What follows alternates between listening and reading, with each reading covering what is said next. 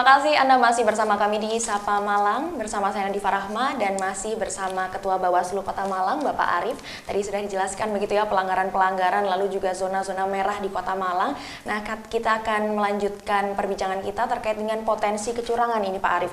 Nah, potensi kecurangan ini kan pasti ada begitu ya. Nah, untuk pengawasan terkait dengan potensi kecurangan saat ini hingga menjelang pemilu 2024 nanti bagaimana ini potensi kecurangannya? Potensinya ya tetap ya, kita berbicara tentang potensi kecurangan, kita kembalikan lagi bahwasannya sebuah pengawasan yang kita lakukan itu mengawasi potensi kecurangan. Yang pertama tentang nanti di pengawasan pungut hitung. Nah, pungut hitung ini sangat krusial sekali ketika tidak ada pengawas di sana, ketika tidak ada peserta pemilu di sana, maka dari itu banyaknya potensi-potensi yang akan terjadi nanti akan nampak, termasuk manipulasi suara. Ini yang sangat kami tekankan kepada pengawas, jangan sampai terjadi hal seperti itu. Kemudian kecurangan seperti apa lagi ketika bukan pencoblosnya yang datang, malah orang lain. Nah, ini kan sudah menyalahi aturan. Kemudian lagi tidak sesuai dengan domisili, tapi dipaksakan untuk mencoblos di sini. Ini ketegasan dari teman-teman PTPS, nanti akan diuji juga di situ. Apalagi nanti terkait money politik juga, money politik yang terjadi pada saat pencoblosan. Ini bisa terjadi kalau kita tidak melakukan sebuah pengawasan yang cukup maksimal nanti ketika berada di lapangan. Itu mungkin dari Bawaslu. Baik, tadi juga disampaikan yang manipulasi suara, money politik, tadi kan kecurangan-kecurangan yang bisa saja terjadi. Nah, ini di situasi politik yang cukup panas begitu ya Pak saat ini. Bagaimana cara meyakinkan masyarakat bahwa Bawaslu ini bekerja maksimal untuk mengatasi potensi-potensi kecurangan tersebut? Ya. Jadi jangan khawatir ya, ketika saya sudah dilantik kemarin pasca September, saya selalu mengatakan kepada masyarakat dan anggota saya bahwasanya Bawaslu akan selalu hadir di setiap tahapan yang akan berlangsung, dan saya sudah melakukan itu dan anggota saya juga melakukan itu. Ketika ada tahapan apapun, Panwascam, PKD itu sudah ada di sana. Ketika proses yang sedang berlangsung pada saat ini, kampanye katakanlah, dimanapun titik lokasi kampanye itu pasti ada pengawasnya. Dimanapun ada potensi-potensi ricu, potensi pelaporan, pasti pengawas turun di sana dan hadir di sana, Pak. Gitu. Itu yang saya pastikan kepada masyarakat. Masyarakat tidak perlu risau, tidak perlu khawatir bahwasanya Bawaslu sejauh ini sudah melakukan tugasnya dengan baik. Bahkan kami per hari ini sudah memproses bagaimana proses masalah yang cukup krusial, katakanlah terkait pidana. Nanti akan kami rilis nanti ketika sudah naik di kejaksaan. Nah, ini yang Bawaslu Kota Malang hadapi per hari ini, dan kami membuktikan bahwasannya Bawaslu tetap berintegritas, tetap memiliki sebuah kepercayaan bagi masyarakat sendiri. Ketika ada sebuah potensi pelanggaran, silakan laporkan ke kami akan tindak secara maksimal. Baik, kalau dari Bawaslu kan sudah berupaya untuk bekerja secara maksimal begitu, tapi perlu adanya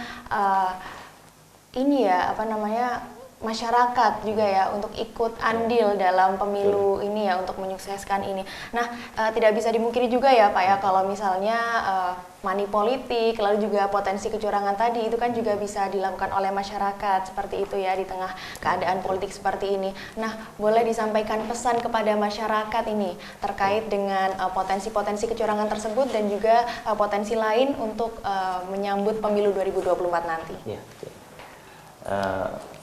baik Mbak, nanti ketika kita berbicara tentang money politik ya tidak bisa dipungkiri bahwasannya ketika kita melihat atau singkatan NPWP, nomor piro wani piro. Nah, ini yang menjadi khasnya ketika saya turun di lapangan.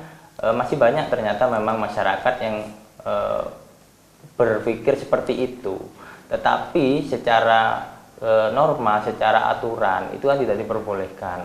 Nah, ini yang selalu kami gaungkan terhadap semua masyarakat di Kota Malang, jangan sampai terindikasi dengan money politik. Karena apa? Kita sesuai dengan pasal 491 pidana umum pemilu itu masuk. Nah, ini yang akan selalu kami sampaikan.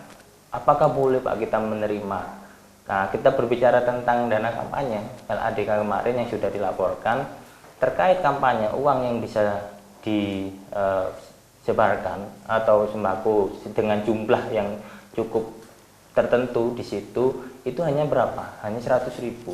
Ketika ada pasar murah, tebus murah, ini juga menjadi pengawasan kami kemarin. Tebus murah itu kan ada identifikasinya ya, bagaimana sembako itu tidak terjual secara murah banget. Nah, ini kami juga mendapatkan laporan kemarin bahwasanya harga sembakonya itu 60.000 tapi dijualnya 5.000. Nah, ini kan sangat tidak wajar bagi teman-teman yang sudah sering melakukan tebus murah, katakanlah di Bulog maupun dinas koperasi yang sering mengadakan acara-acara tersebut. Nah, ini akan kami tindak dan akan kami telusuri ketika mendapatkan laporan seperti itu. Nah, masyarakat Kota Malang jangan sampai terjerat hal-hal seperti itu gitu. Ini yang akan menjadi pengawasan kami dan Bawaslu akan selalu menegakkan aturan itu. Terima kasih. Oke, baik. Tadi itu adalah pesan begitu ya dari Ketua Bawaslu Kota Malang untuk masyarakat di Kota Malang untuk menyambut pemilu 2024 nanti. Jadi bisa kita simpulkan begitu ya Pak dari yang kita diskusikan tadi dan juga akhirnya pada pesan dari Ketua Bawaslu ini Pak Arief bahwa potensi kecurangan ini memang bisa terjadi kapan saja, di mana saja dan juga untuk siapa saja bisa saja terjadi begitu ya potensi-potensi kecurangan menjelang pemilu 2024 nanti.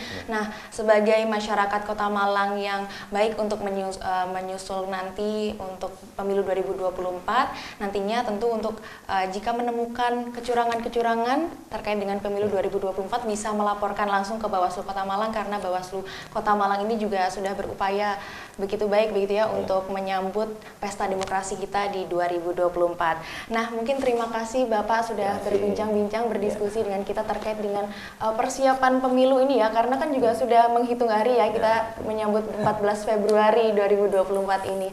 Nah, seperti itu. Nah, dan saudara, diskusi kami tadi juga menutup perjumpaan kita pada pagi hari ini. Saya Nadifa Rahma dan juga kru yang bertugas berterima kasih dan pamit undur diri dari hadapan Anda.